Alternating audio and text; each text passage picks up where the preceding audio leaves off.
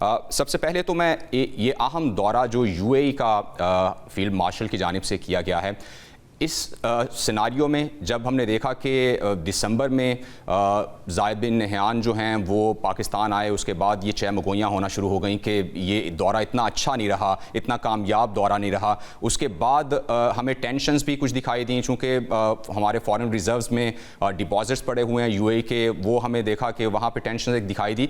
सूरत हाल थोड़ी सी बिगड़ती नज़र आई। आपको लगता है ये दौरा इस सारी सूरत हाल को वापस जहाँ था, जैसे चल रहा था, उस तरफ ले आएगा?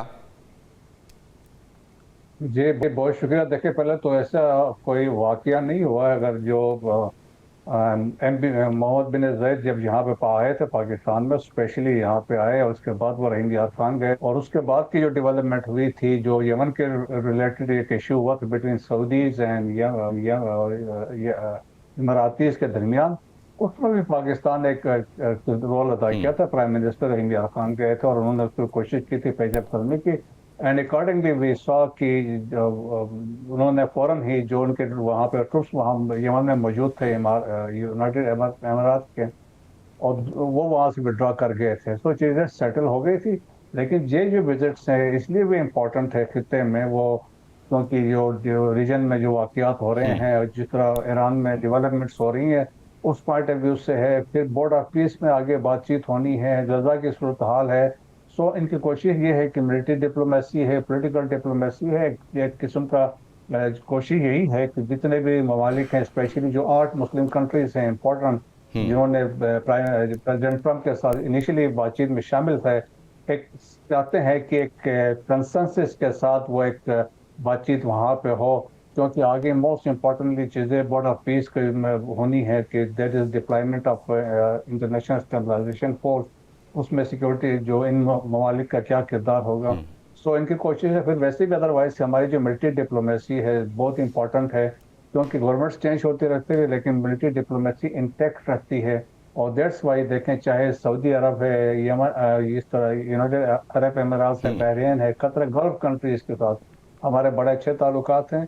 और हमने फील्ड मार्शल ने जिस तरीके से लास्ट टाइम वाजिब भी गए थे, जॉर्डन भी गए थे, तो मेरे ख्याल में वो मिलिट्री डिप्लोमेसी है कि एक अंडरस्टैंडिंग, एक जो म्यूचुअल, जो बायलैटरल जो कोऑपरेशन है, उसको मजीद स्ट्रेंथन करने की यकीनी तौर पे ये कोशिश की जा रही है। ब्रिगेडियर साहब, जब ये सूरत हाल सामने आई जिसकी हम बात कर रहे हैं, उसके बाद जब सऊदी अरेबिया और पाकिस्तान का एक हमने डिफेंस पैक्ट देखा जो बहुत ही अहम एक जो है अग्रीमेंट है, लेकिन यूएई की वैसे ही एक डिफेंस पैक्ट की खबरें जो गर्दिश की, वो भारत के साथ वो खबरें गर्दिश करती रहीं। आपको लगता है कि ये भी एक पॉइंट ऑफ कंसर्न हो सकता है? इस पर भी बातचीत हुई होगी सऊदी अरेबिया की जानिब से, पाकिस्तान की जानिब से? सवाल तो ये मुमकिन ही नहीं है, ये मुमकिन ही नहीं, हो ही नहीं सकता है, क्योंकि देखें कि इसमें अगर नेशनल इंटरेस्ट देखा जाए तो सऊदी के ज़्यादा इन्वेस्टमेंट है इंडिया में। तो दैट्स वाई देखें कि वो कुछ चंद वो प्रॉब्ली हो सकता है मैसेजिंग की हद तक है, जेस्चर्स की हद तक चीज़ें हैं। और हमने बाद में देखा कि national security adviser Ajit Doval जो था ही इनके फौरन बाद वो विजिट सऊदी अरेबिया, सो वो क्लैरिटी देने गए थे। तो मेरे ख्याल में ये मुमकिन नहीं है कि इसके साथ मुमकिन ही है कि कोई ऐसा पैक्ट वो डिफेंस कोऑपरेशन इंडिया के साथ करें। यानी आप तो कह जो रहे हैं मेरे कि ये ख्याल में आउट ऑफ क्वेश्चन बात है, ऐसा हो ही नहीं सकता? जी हाँ, जी हाँ, अच्छा, बिल्कुल ऐसा ही है। सही है। अब मुझे ये बताइए कि अभी जो नेशनल सिक्योरिटी एडवाइज़र हैं अबू धाबी के, उनसे भी मुलाकात हुई है फील्ड मार्शल की। एक तो जो सूरत हाल है, यूएई के जो डिपॉजिट्स हैं, इससे मामला हमारा फाइनेंशियली भी उनके साथ जुड़ा हुआ है और बहुत अहम जो है ये मामला है पाकिस्तान के लिए इस वक्त, जो पाकिस्तान की एक फाइनेंशियल कंडीशन है। तो ये मुलाकात जो हो रही है, ये जो विज़िट है, फाइनेंशियली चीज़ों को भी सेटल डाउन हो जाएंगी? ये जो मामला चल रहा था कि डिपॉजिट्स जो हैं उनको रोल ओवर किया जाए तो पाकिस्तान के लिए आसानियां होंगी? बिल्कुल ऐसा ही होगा। देखें कि पहले भी अगर आप देखें मिलिट्री डिप्लोमेसी में देखें, फील्ड मार्शल आसिम मुनीर का बड़ा कलीदी किरदार रहा है, स्पेशली शुरू के दिनों में जब हमारे इकोनॉमी के बहुत बड़े क्राइसिस थे। So he was instrumental in visiting Gulf countries में, वहाँ पे गए थे और एक अंडरस्टैंडिंग डेवलप हुआ और अकॉर्डिंगली हमने देखा वहाँ से जिस तरीके से उन्हें फैसला के यहाँ पे रखा, तो वो उस पॉइंट ऑफ व्यू से जिस तरह मैंने कहा एक ट्रस्ट है बिटवीन दी गवर्नमेंट्स के साथ साथ है, फिर मिलिट्री लीडरशिप की, जैसा मैंने कहा कि इनका जो कंटिन्यूस इंटरेक्शन रहता है, सो उस वजह से है। तो मेरे ख्याल में कोई भी मसला नहीं है हमारे किसी गल्फ कंट्रीज के साथ है, नहीं है, बल्कि अच्छी अंडरस्टैंडिंग है और चीज़ें सारी एड्रेस हो जाएंगी। अच्छा ब्रिगेडियर साहब, एक मामला जो दरपेश है पाकिस्तान को वो बलूचिस्तान फ्रंट पे है। अफ़गानिस्तान से मुसलसल दरअंदाजी हो रही है और पाकिस्तान मुसलसल शवाहिद जो है वो पूरी दुनिया को दिखा भी रहा है। ऐसा लग रहा है कि पाकिस्तान ये चाह रहा है कि सारी दुनिया, जब पाकिस्तान इस पे कोई एक्शन ले तो दुनिया फिर पाकिस्तान के ख़िलाफ़ ना खड़ी हो, पाकिस्तान के साथ खड़ी हो। पाकिस्तान मुसलसल दुनिया को ये बता रहा है कि किस तरह अफ़गानिस्तान से दरअंदाजी हो रही है। तो ये बलूचिस्तान का जो मामला है, प्रॉक्सीज़ वहाँ पर लड़ रही होती हैं, मुख्तलिफ ममालिक की उन प्रॉक्सीज़ को जो है एड होती है, तो ये मामला भी आपको लगता है कि डिस्कस होगा?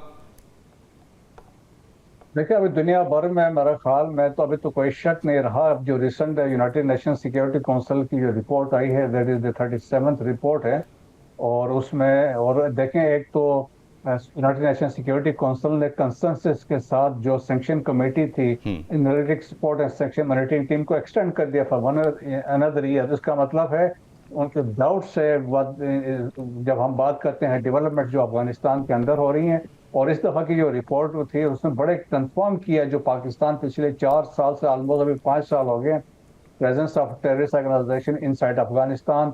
फितनल ख्वारिज की बात की, फितनल हिंदुस्तान की उन्होंने बात की है, उनके नेक्सस की बात की, अलकायदा के साथ नेक्सस है, अफगान तालिबान रजीम के साथ नेक्सस है, और मोस्ट इंपॉर्टेंट चीज़ अलकायदा की उन्होंने बात की है। वहाँ अलकायदा दोबारा स्ट्रेंथ वहाँ पे स्ट्रांग होगी, which is a serious threat to the world piece.